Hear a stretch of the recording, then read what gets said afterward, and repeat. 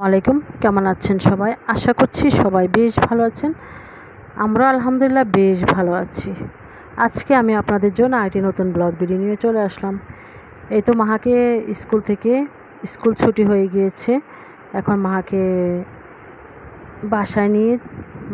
School থেকে বাসায় নিয়ে চলে আসতেছি। রাস্তার মধ্যে এত বেশি জ্যাম ছিল যে কিভাবে যে বাসায় আসবো সেটাই ভাবছি। যাই হোক, আস্তে আস্তে মাহাকে নিয়ে বাসায় দিকে চলে যাচ্ছি। আর রাস্তার জ্যামটা আপনাদের সাথে একটু শেয়ার করে নিচ্ছি।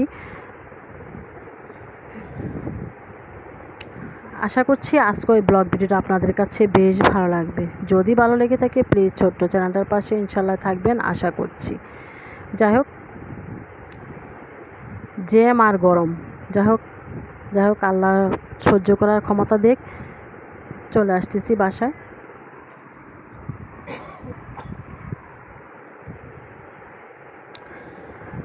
বাসায় আসার পথে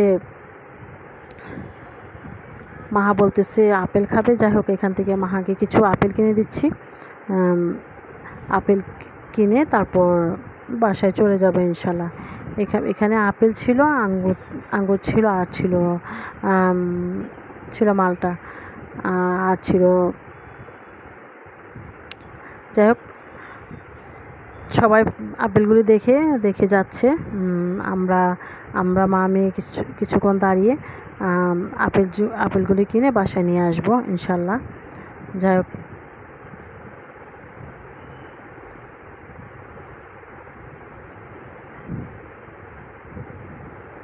আপেলগুলি খুবই ছোট ছোট ছিল, কিন্তু দেখতেও সুন্দর, কিন্তু খেতেও বেশ ভালোই ছিল, মিষ্টি ছিল। যাই হোক, তারপর বাসায় চলে আসলাম। বাসায় এসে এখন দেখি রান্নাবান্নার আয়োজন চলছে। এখানে আজকে ছিল ইলিশ মাছ ভুনা করা হবে। এখানে ইলিশ মাছগুলোকে আমি লবণ এবং হলুদ এবং একটু মরিচের গুঁড়া মাখিয়ে ম্যারিনেট করে রেখে দেব। তারপর এটাকে ভেজে নেব ইনশাল্লাহ।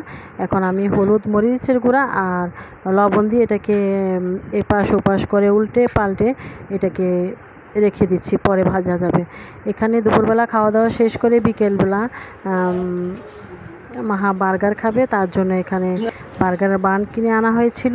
সেগুলোকে আমি একটু চিজ, একটু মুরগির কিমা, মাংসের কিমা দিয়ে এগুলিকে আমি চুলায় এগুলিকে একটু রেডি করে মাহাকে দিচ্ছি। মা খেয়ে পড়তে বসে যাবে ইনশাল্লাহ। যাই হোক, সবাই ভালো থাকুন, সুস্থ থাকুন। আল্লাহ হাফেজ, আসসালামু আলাইকুম।